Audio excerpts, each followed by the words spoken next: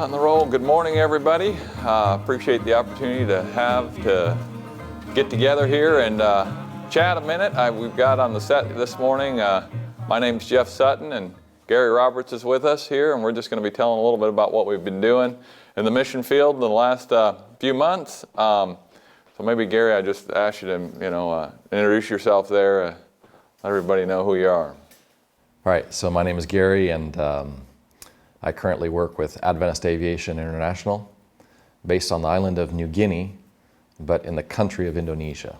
Okay. So some people would know that as Dutch New Guinea or Irian Jaya, but it's one of the largest islands in the world. And so it's quite a vast territory where roads don't exist, and swamps and mountains up to about 16,000 feet. Wow. So a tremendous need for transport to get the gospel to some of those remote areas. Wow, that's neat. That's neat. Yeah. So I've been the last few years working in Belize. I work with a volunteer training center called MOVE, Missionary Outreach and Volunteer Evangelism, that focuses on training missionaries, and also doing some aviation things internationally, mostly long-haul international flights. Especially even now since COVID, been doing a fair number of repatriation flights, medevacs, those kind of things. But it's kind of interesting. We started college together here at Southern, and we met first in about the year 2000, I think it was, here at Southern Adventist University. Yeah, yep, we were. It's been a few years now in between. Yes, yeah. I remember those days when you were riding your crotch rocket around campus, bopping wheelies on the promenade. Oh. I don't want to say that. And so tell us what you've been doing for the past 20 years, Jeff. Yeah. Oh, man. I can tell you one thing. It's went by like a blur.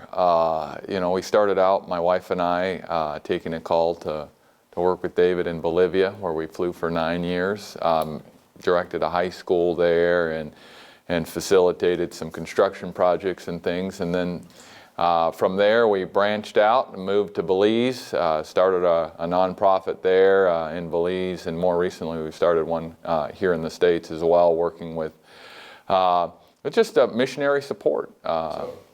What's up with Belize? I mean, I know that is a diving destination. It is. What's the need for missions down there? It's interesting. Belize, one of the things that in the 9 years that I was in Bolivia, I realized the most needed asset that we need is people. And people with training. And, the mission life is not an easy one. And so when I was directing that high school, I started when I was 22. I was probably the worst director that place ever had, but I was going to school myself, learning about how to work with people. The University of Hard Knocks, right? Very hard knocks. Yeah, it was, and learning faith and all these things, it was incredible. When I started this journey, I told the Lord I'd do whatever He wanted me to do. If it was fly, do mechanics, teach. Well, I never said teach. In fact, that was the last thing I thought I'd do. And then they asked me to direct a high school, and I was like, man, you guys got the wrong guy. I mean, I got kicked out of high school, and I never went to a boarding academy, and my favorite subject was recess, which I never got to go to because I was writing sentences all the time. So.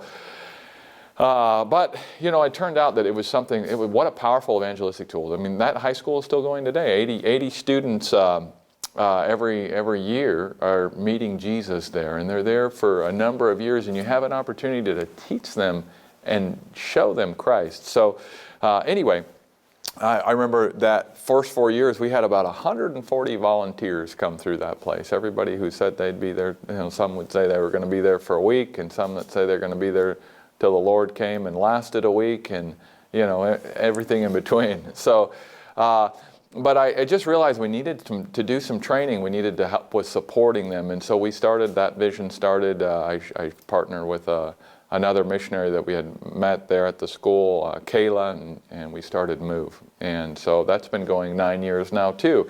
So what is MOVE exactly? MOVE is called Missionary Outreach and Volunteer Evangelism. It's a training center for young people to think of it as a port, or maybe an airport, an international airport, where you can pick your destination. These young people come and they get training. They're doing mission work while they're there. Our basic program is 3 months. We have 2 a year, one that starts in February, one that starts in August. And these young people come and they take, I teach the evangelism classes, so they'll learn to give Bible studies. They give 4 Bible studies, they preach twice and lead 2 small groups. That's the practical requirements of that class. But it's an intense class, but they really have an awesome experience there doing hands-on. So it's not a lot of theory. There's a lot of practical. So what's the background that you have to come to this school? Like, well, yeah, you know, that's kind of interesting. You got to be 18 years or older. That's the only thing you have to be. You need to be Seventh-day Adventist. We have non-Adventists come, but then we can't give them necessarily a call. But we've had that happen in the past. So there's some, I mean, if there's a special situation, we accommodate. But as a general rule, it needs to be Adventist, 18 years or older. Here's the interesting dynamic. I have people that take that course that have a doctorate degree, and I have people that take that course that don't know how to read. And everybody's in the same class. And everybody passes. Well, I've had the ones that don't know how to read have to take a couple of classes. They've repeated, but they've learned to read. And some of them are, you know, they're deans, they're, you know, maintenance directors in institutions. We have places all over the world calling me. I mean, I was on the phone yesterday to Egypt, you know, with the Adventist Academy over there. They want to do a vocational program. How can we help? Well, that's what we're there to do. They need someone who will teach their mechanics program and their welding program. Well, in fact, one of the skill sets that was the most difficult for me to find was mechanics. In fact, that's what I do the most of all the things I do, aside from talking to people. Now it seems like that's what I do mostly, but I do a lot of mechanics. I'm always fixing junk, because everywhere I go, I get there and no one knows how to fix it. But that's changing. So in the last 9 years, we've had 150 students come and take that program. The evangelism is part of it, but we also teach practical training. So there's mechanics, construction, agriculture. Those are electives. You pick one of those 5. And so throughout that program, let's say you pick mechanics, and that's where I may have a dentist take a mechanics course. And they get some cross-training there, and they learn small engine repair, they learn to weld, they learn, you know, and we actually do outreach with it. So we'll go to the villages and the communities and set up a little shop there and tell them to bring their stuff, and we'll look at it for free. And man, I'll tell you what, you'd be amazed how that opens doors in those communities. So it's basically trying to bring the practical side to the Great Commission. Yeah. I mean, Jesus' disciples had such a varied background, right? Sure. And sometimes it's easy, especially today, for people to focus in on master's and doctor's degrees and have a specific skill set, but not have any other skills to be able to use. And, correct. You know, I know in the mission field, so often we have to do so many different things. And oftentimes it's completely outside of our education or our background, but that's the best that there is. Yeah, absolutely. There's no one else to do it. Yeah. So, yeah. So basically you're equipping young people to share Jesus in a variety of different ways. In a variety of different ways. And one of the things that there's a big focus on is, you know, I tell my students the first day of class, I was like, well, I just want to let you know I'm still in school. The mission field is a school. It's God's school. And when you learn to work for the Lord, it's a learning curve. And God is trying to develop us as people, our characters. And that's something that kind of the world will tell you, it doesn't really matter who you are, it's what you know that makes all the difference. And that's not the case in a missionary. The missionary, what matters really is who you are. And the what you know is the easy part. But you could be a fantastic mechanic and a terrible person. You know, and that's why I remember I was sitting in customs the other day in Belize, and I was talking with my customs broker, and he's like, Jeff, I don't need to go to church. I'm a good person. I said, you know, Joe, I used to think the same thing. He looks at me and he's like, yeah? I was like, yeah, I used to think the same thing. I used to think I was a good person. And he's like, but I was like, then I figured out I was a jerk when I went as a missionary. He looked at me. Like, what? Yeah, and then I realized I was selfish, you know, egotistical, Oh, just, just all the impatient. Wasn't a very good person at all, And he kind of looked at me a little strange, and I began to share with him some stories. But yeah, and that's something that people kind of, when they come to move, typically when you go as a missionary, it's not the task that you're doing that causes people to not stick it out. It's the people that you're working with. I told the Lord a long time ago, I'd be a good missionary if it wasn't for all those people. I mean, that have all these issues, But, and it's mostly I would be a good missionary because if I wasn't the person that had all the issues, And when I directed that high school, that's what I realized. Boy, I needed one of those ticket numbers, little red round wheels that you go to the bank, and all the people that had complaints about the director, Get in line, you're number 77. I'll get you a number here later on this afternoon, And most of their complaints are probably true. But that's a difficult procedure. But at Move, they live in, the single folk live in apartments together. They share a 4-bedroom, 4-bathroom apartment. They cook together. So now you're cooking, and maybe when your roommate may not be the neatest person. How to resolve conflicts, how to be responsible, how to think beyond yourself. It sounds kind of basic, but it's not as easy as you would think. Learning to live with others and learning to live with ourselves. Yeah. Right. Putting away some of our challenges and our own issues. Yeah, and. Exactly, and so it's a good, that's what I tell the students when they come. I was like, you're our mission. I said, when you go out to the mission field and work in an orphanage or a high school or a clinic, the people there are expecting you to be their missionary volunteer, and they don't necessarily have you as their mission. The orphans are their mission, or the students are their mission, and that can come by and be a little bit of a challenge, I think, and then some folk kind of flounder at that step, but. That first 3 months there, we help them kind of, our goal is to get to know them and give them tools that will help them have a successful experience in the mission field, and then help them pick mission. A lot of people don't even know where they want to go. They have no idea. They don't even know the options, right? But being that we've been in the field for a long time, it's a small world, and we get to know a lot of people. And getting a hold of these missionary directors and actually getting a call to go someplace, can be kind of daunting, but when, I have your cell phone number and I have a hard time getting a hold of you, but I can call you and call you and call you, then that kind of helps a little bit if they, we see some potential there that we can fit some needs. And so it's been good. It's been helpful. So that's one aspect with the missionary, the initial training, and then we also have a 1-year program. We just did our first Move to Grow program where we did continuing ed online classes for the folk that are in the field. So we have about 80 missionaries in the field right now that are scattered among all kinds of projects. Some of them work with the church in Peru at a place called Peru Project. Some are in Colombia. Some are in Africa. We've got a couple there, 3 over there with your nutrition center in Africa. I hope to make it 30, I wish there were thousands. There's just so much need.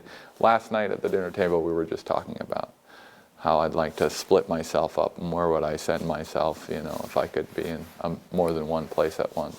Yeah, it is such a vast need across the world. Where I work in Indonesia, we're serving just on one island, and there's about 5,000 villages. Right. And we're working in like 50 of those villages. Yeah. And so you just look at, and that's just one small area of the world, and then you look at the whole world and all these countries and everything, and it's just super frustrating sometimes to see the vast needs, and people think that it's such a challenge, to go and to do, but really it's not. You just have to go.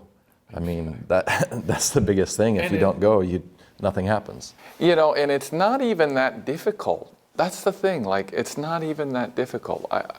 It's simple. You're just helping and meeting people's needs.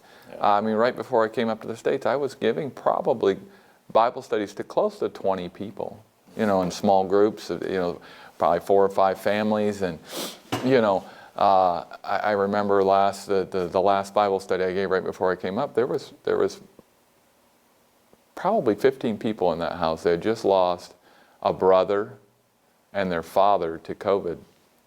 I had been helping them with their father, and when he passed. But their hearts are open to the gospel and the beautiful truths that we have, the hope that we have in the resurrection, and that Christ is coming soon.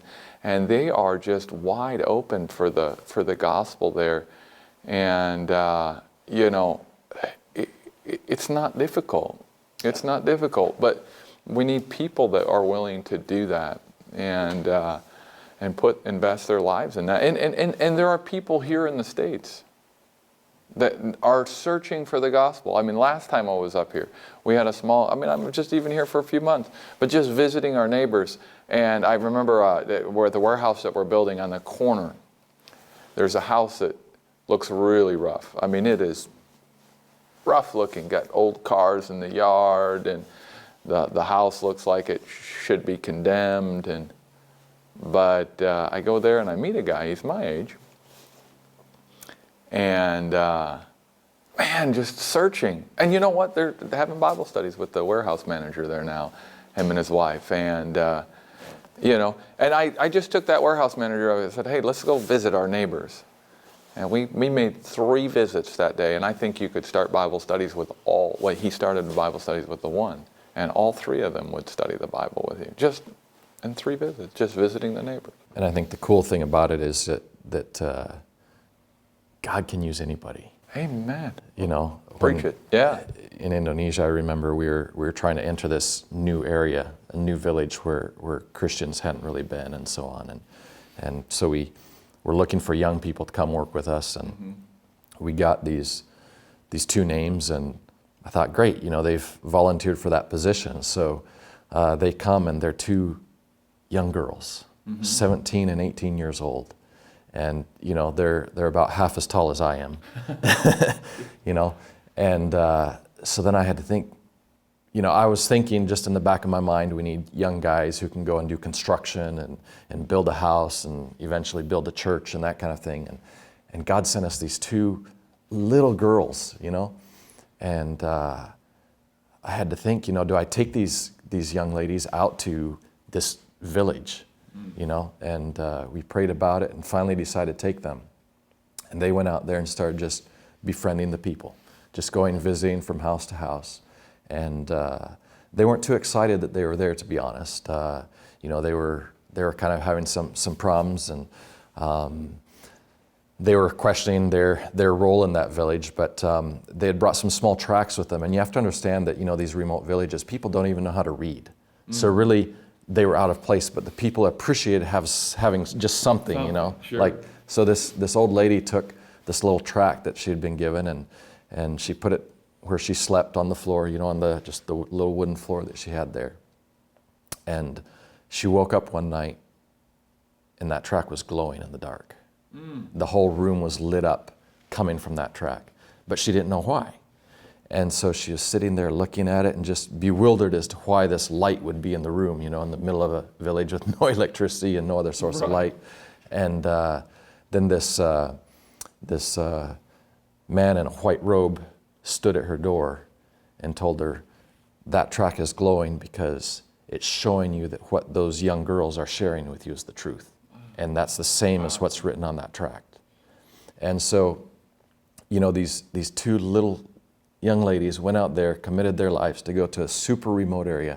They had almost no skills, okay? One of these young girls, her parents didn't even know that she was out there because she had just converted from a different faith that will kill you for converting. And so she had just been converted a year ago. She went to training with a 1,000 missionary movement in Indonesia, and then she came to volunteer to go out to the ends of the earth. And so you think, I don't have the skills. I can't do that. I can't do this. I can't do that. But here this person is who just learned about this new faith, and she went out to share what she had, and God came, sent his angel to go work with her. Wow. And that's really what it's about. It's not about our skills. Yeah. I mean, we're both pilots. We're both mechanics. We have other education, and we think, man, that's what we're bringing. But it's not. It's just the simple willingness to follow the Great Commission to take that gospel to the ends of the earth. Yeah, absolutely. Absolutely. That's really the cool part about this whole thing. You know, it's not Right. it's not us. It's just to see what God is doing. Right. And you know, you've seen stories like that. I've seen multiple times where God has just come in to intervene on behalf of His people, and Powerful. it's so exciting to see. It is exciting. And you know, as we take our little efforts, God takes those things and multiplies them. And it's so neat to think about how the angels are working with those young people. Absolutely. And they're working with each one of us. Amen. It's just exactly. that, you know, sometimes we forget that aspect of it. Exactly.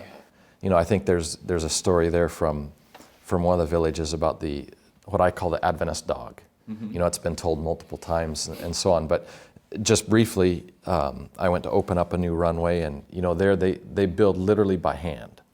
So they take sticks, and I've seen them, you know, just using a stick and their hands literally to move rock and dirt so that they can create a place for the plane to land. And some of these villages will take 5, 10, 20 years just to build a runway. Wow.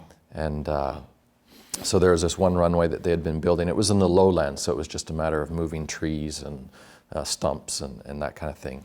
And so I'd been watching it, and after about 6 years, that one took a little bit less. When I was finally able to land, you know, they surrounded the airplane, and they were dancing and singing and shouting and everything absolutely. else. That's pretty exciting. You know, if you take somebody who doesn't know what's going on, they think about cannibalistic days there. Right. And, you know, might get some different get thoughts. a little But, excited there. These people were just going around the airplane with their bows and arrows and everything, and then they stop. And they look at me, and they look at the plane, and they say, "Is this an Adventist airplane?" And I said, "Yes, it is," because they saw the Three Angels logo on the tail. And they said, "Well, we're Adventist." And I said, "Really? How'd that happen out here in the middle of, of the island of New Guinea?" And they said, "Well, we'll tell you." And so there was a pastor who had come from Papua New Guinea, which is just across the border. So he had walked across, and he had come to this village to do an evangelistic series and share the gospel with them. Well, when he got there, he had malaria. And so he was sick. So every day he was in his bed, and about 5 in the evening, he would get to a point where he could get up and he would share his message, and then he'd be completely sick and flat on his back till the next day, till the next evening again. Well, they had been meeting under this tree at the end of the village. And it came to the end of his time, and he just felt completely devastated and frustrated because the people hadn't responded at all. It was like it'd been a complete waste of time, and he had been sick the whole time. And so finally he waits, and he gets better so that he can walk back to Papua New Guinea. And, you know, he just figures it was a waste of time. Didn't do any good to come over there. And so he left, and the next Sabbath, the best hunting dog in the village comes down and goes trotting right down through the middle of the village. And so everybody comes in to follow this dog because that means he has a scent, and he's going to go find a pig or a cassowary, you know, some kind of meat that they can eat. Well, they follow him, and he goes and he stops under this big tree, and he won't move. All day, Dolby the dog sits there and won't move. And so the villagers kind of, you know, mill around, they go back to their stuff. Next Sabbath morning, guess what happens? Dolby the dog goes cruising through the village again and goes and stops under this big tree. And this happens for 2 or 3 weeks, and then finally the villagers get it. They're like, this dog is following what that pastor was trying to tell us. He was telling us that we need to keep the Sabbath. And from that day forward, that dog would not eat pig meat again. Really? Never. Wow. So I say it's the first Adventist dog. Adventist dog, sure. So this dog is following what this pastor was teaching. It's so powerful, you know, that God has to use the dog sometimes because right, sure, he'll use he can't anything. use the people. He'll use anything to preach it, right? Yeah. Wow, So, that's you know, it's that is just so cool. It's cool to see how God can work, and He can use any of His creatures to further His cause. Amen. And it's just a privilege to be a part of that and to see how God is working in mighty ways, and if we're willing to surrender to His will. Sure. Awesome. Gary, if people want to get involved with what you got going on, what's the best way to get in touch with you or get involved? So we'll put our contact details on the screen. I think we can put for Move as well. I know there's always, we always think of resources as a need in missions.